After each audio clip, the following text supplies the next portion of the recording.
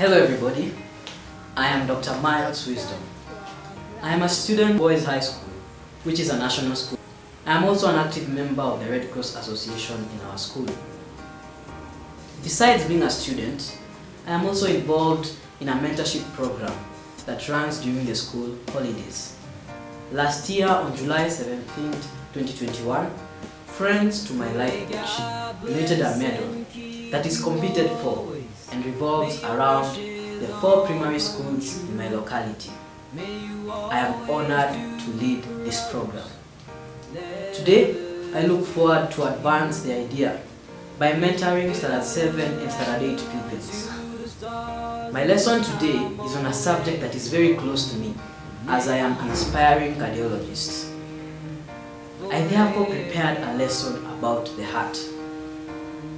If there's a science teacher or doctor watching, please know that your input will be very important, especially as we try and make education more interesting during the holidays. Let's make education more interesting during the holidays. Let us create our own space. So today I want us to talk about the heart.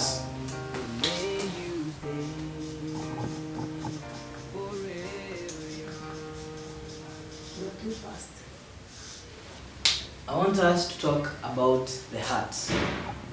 The first thing you should know about the heart is that the heart is a muscular organ. The first thing you know is that the heart is a muscular organ. So I'll write the heart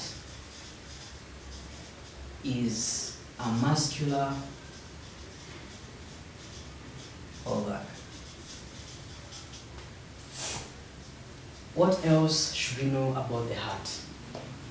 The heart is located on the left side of the chest cavity.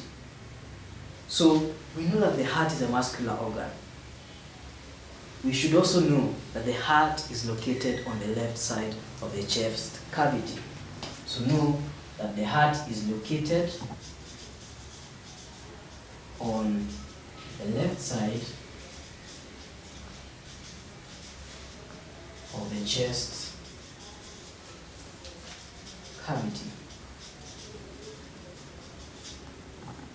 So far we know that the heart is a muscular organ and it is located on the left side of the chest cavity. Let us proceed. What else should we know about the heart? Well, the heart has 4 chambers. So get this, the heart has 4 chambers. The heart has 4 chambers. We know the heart is a muscular organ. It is located on the left side of the chest cavity and it has 4 chambers. Which are these 4 chambers? Let us find out. We have the right and left auricle.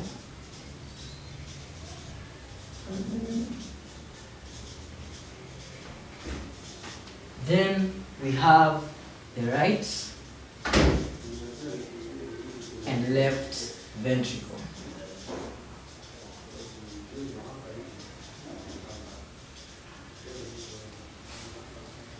So it has 4 chambers, the right and the left auricle. Then we have the right and the left ventricle. You should also know that the heart has a wall that separates these chambers. The wall that separates these 4 chambers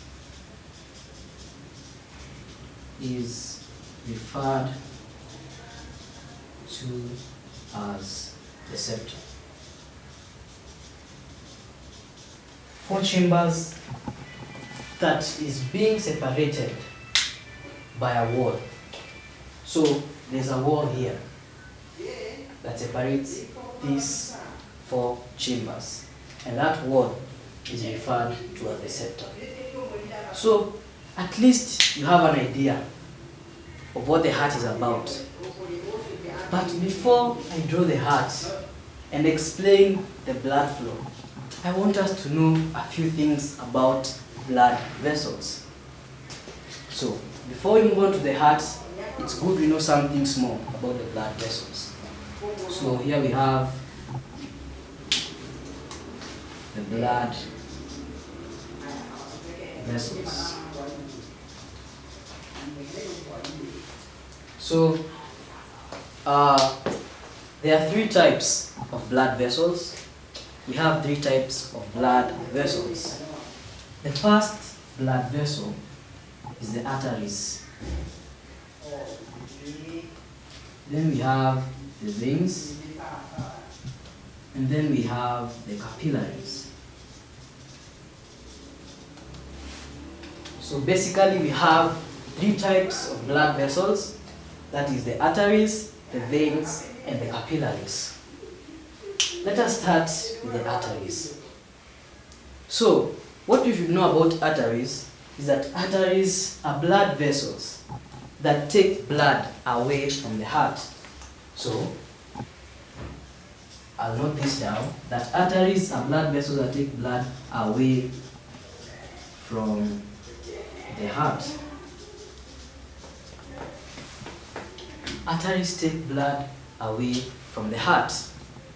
That's the first point you should know. Our first type blood vessel takes blood away from the heart. What else you should know about arteries is that the blood in arteries is in high pressure. The blood in arteries is in high pressure. So, blood in arteries is in high pressure. Get that clear? The blood that flows in the arteries is in high pressure.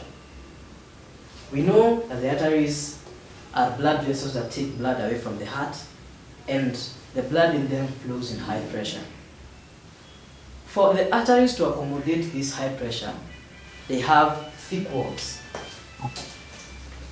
Thick walls. So that the blood doesn't burst out from the arteries, they have thick walls to sustain this high pressure. So what have we learned so far? The arteries take blood away from the heart, the blood in them is in high pressure, and they have thick walls to accommodate this high pressure. What else should we know about arteries? That all arteries, and I want you to get this point clearly because it is a tested question in the examinations, that all arteries carry oxygenated blood except the pulmonary artery. I want to write this point down, that all arteries carry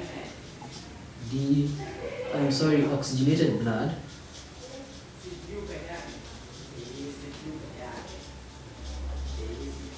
except the pulmonary artery.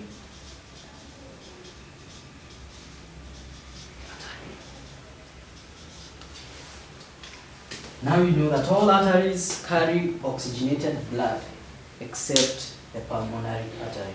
We shall get to see what the pulmonary artery does once I draw the heart. But for now, just know that all arteries carry oxygenated blood except the pulmonary artery. So we have learned that arteries take blood away from the heart. The blood in them is in high pressure, thus they have thick walls to sustain the pressure, and that all arteries carry oxygenated blood except the pulmonary artery. The last thing I want to say about the arteries is that arteries are located deep in the body. They are located deep in the body.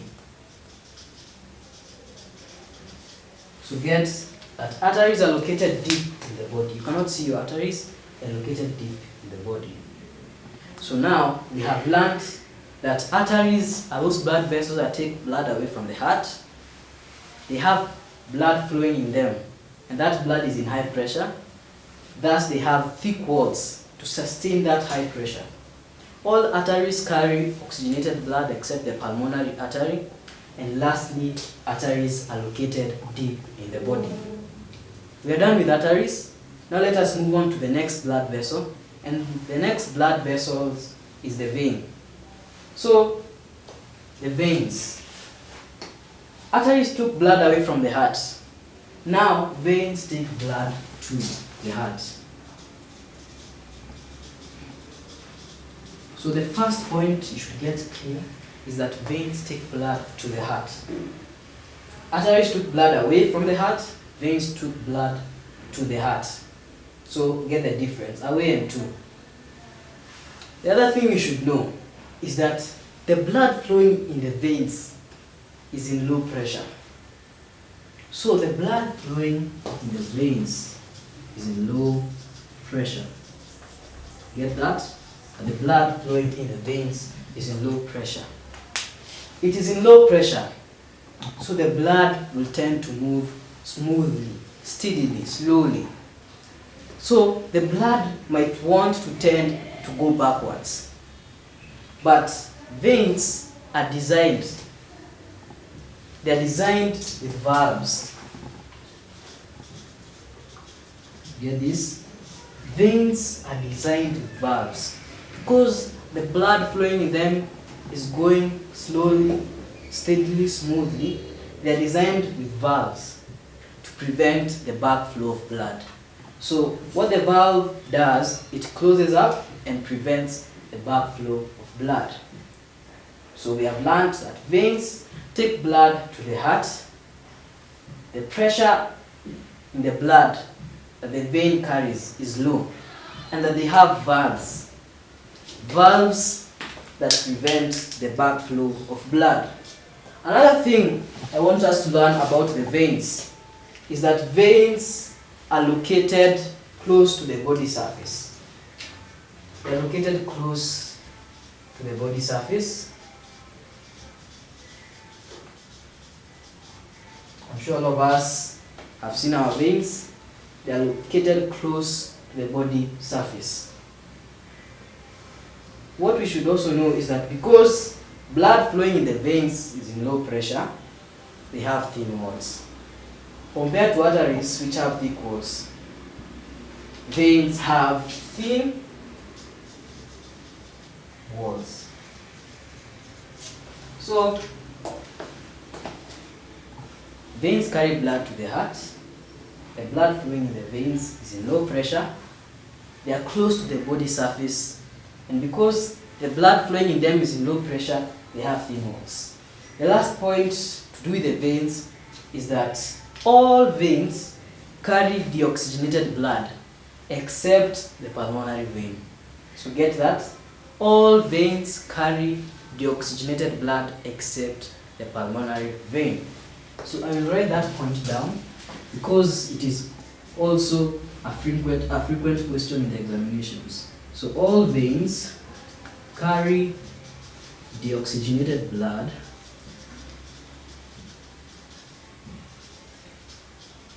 except the pulmonary vein.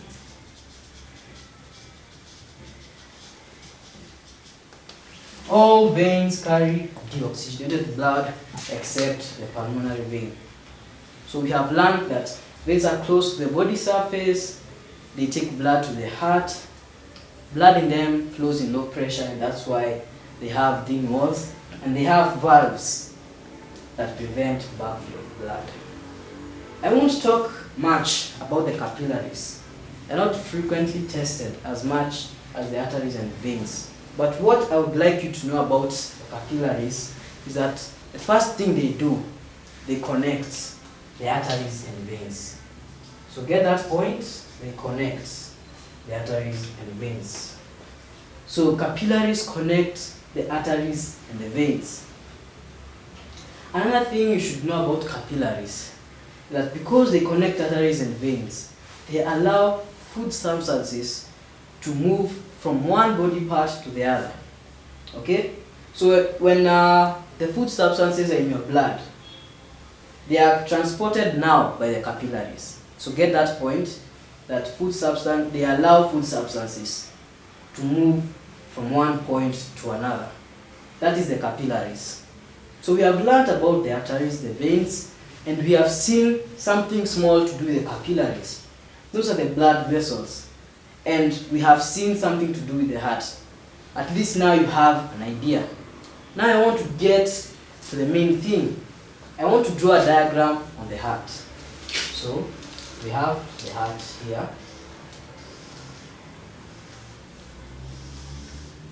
We have the heart here.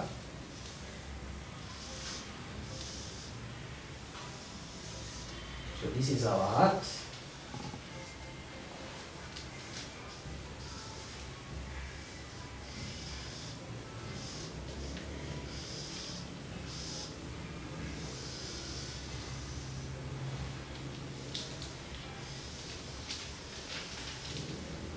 So that's our heart. As you can see, I have drawn this line to indicate that this is the septum.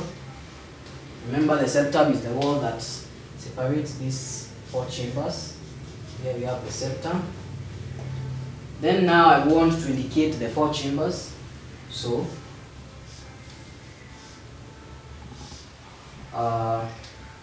these are now the 4 chambers. This is the right auricle. And this is the left auricle. We also have these chambers here. The first one here is the right ventricle, and the next one here is the left ventricle. So I can hope you can see that I have indicated the 4 chambers. I have also indicated the septum, the wall that divides the 4 chambers. Now I want to indicate the blood vessels. So here we have the vena cava. Here we also have the pulmonary artery. Here we have the aorta, and here we have the pulmonary vein. So I have indicated my heart. You have seen the 4 chambers, and you have also seen the wall. And these are the blood vessels.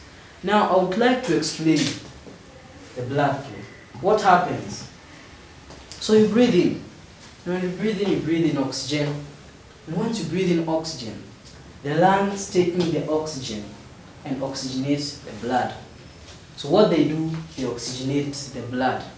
Once the blood has been oxygenated, the pulmonary vein, remember there we said that all veins carry deoxygenated blood, but the pulmonary vein carries oxygenated blood because it has been oxygenated by the lungs. So what happens is that the pulmonary vein now carries the oxygenated blood.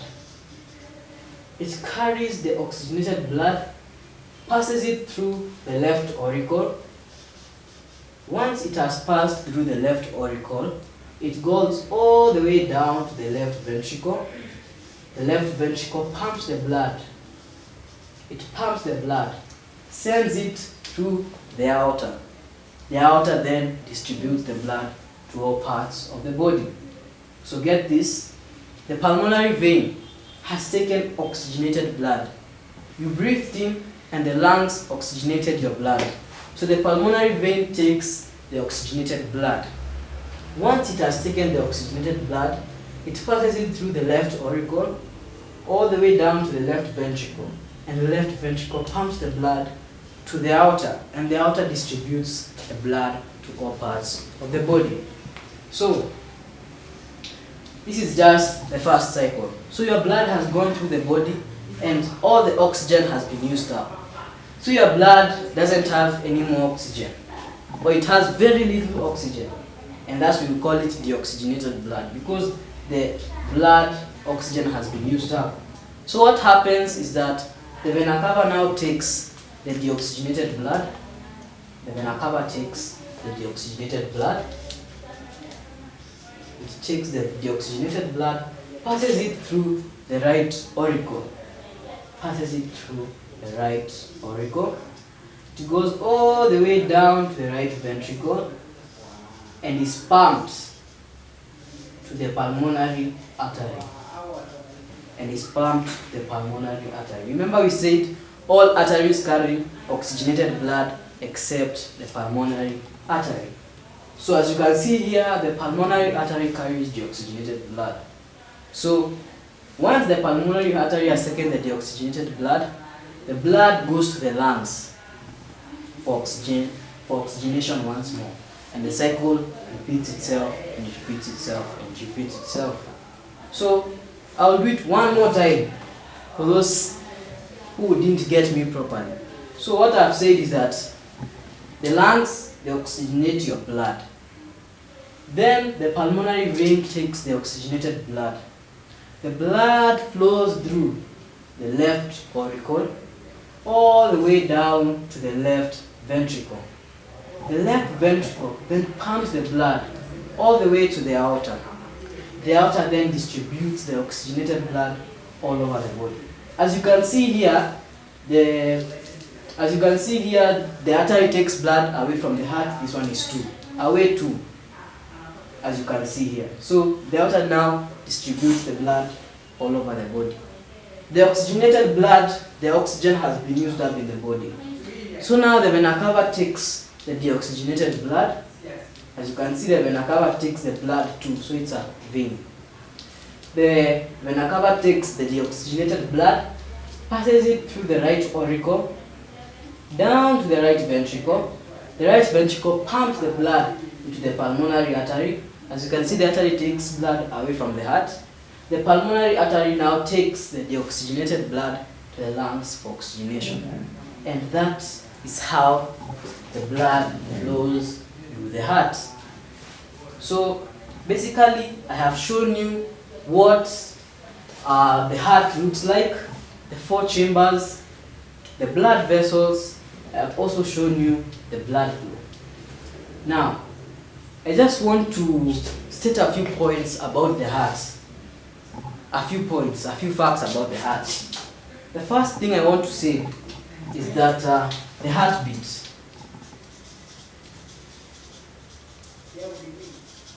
of a healthy person at rest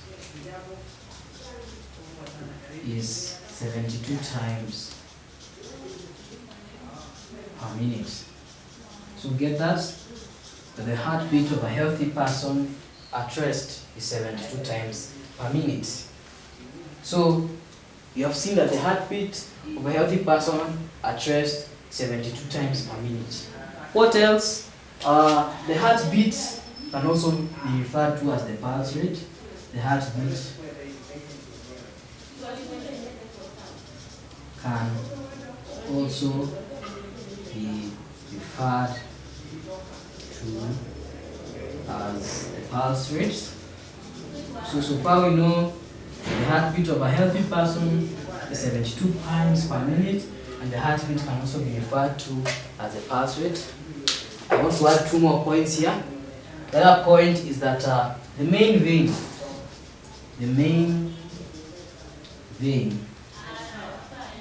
is the vena cava. So get it? The main vein is the vena cava. The main vein is the vena cava. The main artery